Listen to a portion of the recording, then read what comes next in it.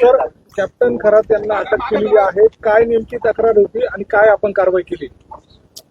Police station Sarkarwada येथे CR number 74/2026 असा गुन्हा दाखल झालेला आहे फिर्यादीच्या तक्रारीवरून. भारतीय न्यायसंहिता कलम 64, 74, 351 आणि जादूटोणा प्रतिबंध कायदा कलम 3, कलम 1, 2 प्रमाणे हा गुन्हा दाखल करण्यात आलेला आहे. तपास चालू आहे. क्राईम ब्रांच युनिट 1 आणि गुंडा पथक तपास करीत आहे. काय तक्रार होती सर? फिर्यादीच्या तक्रारीवरून FIR दाखल करण्यात आलेली आहे. काय तक्रार होती, काय घडलं, आपण काय गुन्हा दाखल केला? ती महिलेच्या तक्रारीवरून गुन्हा दाखल करण्यात आलेला आहे. महिलेचं नेमकं काय फिर्यादीमध्ये म्हणणं काय होतं? काय काय तक्रार काय होती तेवढं सत्य?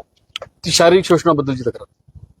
सर, कुठले कलम लावले जातात? कुठल्या कलम? भारतीय न्यायसंहिता कलम 74, 64 आणि जादूटोणा प्रतिबंध कायदा कलम 3, 2, 1 प्रमाणे गुन्हा दाखल केला. सर, जो आरोपी आहे तो आरोपी नेमका कोण आहे, तो काय करतो, त्याची पाठवणी काय, ती महिला त्याच्याकडे का जातो?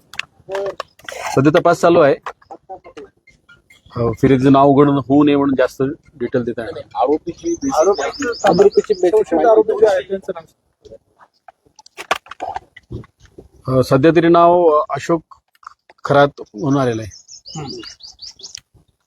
किती महिलांच्या तक्रारी आहेत? सध्या एकच तक्रार. एका प्रकारचं नेमकं काय प्रोफेशन म्हणजे काय नाही, अजून काहीच निष्पन्न. जस्ट गुन्हा दाखल झालेला आहे. अजून तपास चालू केलेला तर ते ज्योतिषी होते, भविष्य सांगतात, अंकशास्त्राचा अभ्यास आहे, अशी माहिती मिळते आहे. महिलांचं शोषण करत होते अशी चर्चा आहे. नेमकं आपल्याकडे काय तक्रार दिली होती आणि आपण काय पुढे तपास करतो?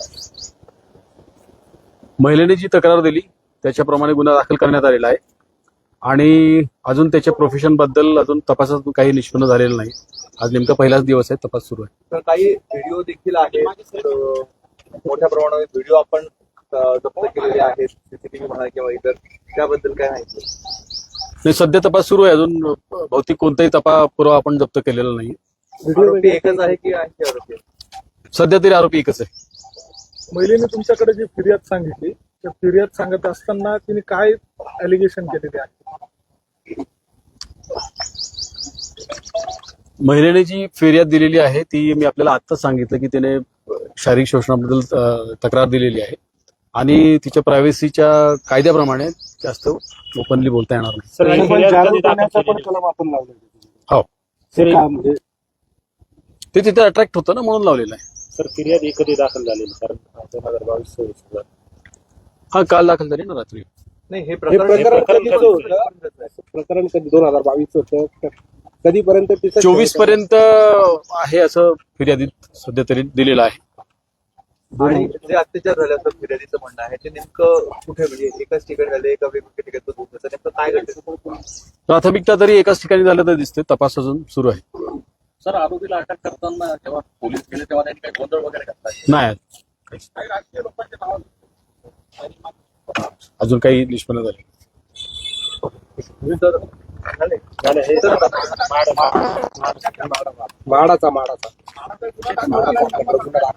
म्हाडा प्रकरणी गुन्हा दाखल झालेला आहे. एक आरोपी अटकेत आहे आणि आणखी काही आरोपी जे आहेत ते फरार असल्याचं कळतंय. तपास नेमका कशा पद्धतीने सुरू आहे?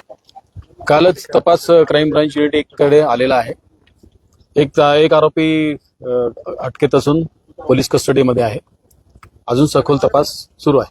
आरोपी कोण आहे, त्याचा नेमकं काय रोल होता या सगळ्या प्रकरणामध्ये? सोनू मनवानी म्हणून आरोपीचं नाव आहे आणि तो पोलीस कस्टडीमध्ये आहे.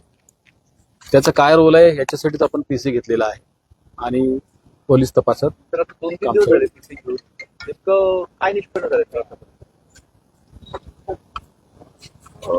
जे FIR दिलेली आहे, FIRच्या दिशेने जे काही बनावट कागदपत्र तयार केल्याचं दिसत आहे त्याच्याप्रमाणे तपास चालू आहे. अजून असं ठोस असं काही निष्पन्न झालेलं नाही. सर, काल पण एकाला चौकशीसाठी बोलवलं होतं, तसं काय? नाही.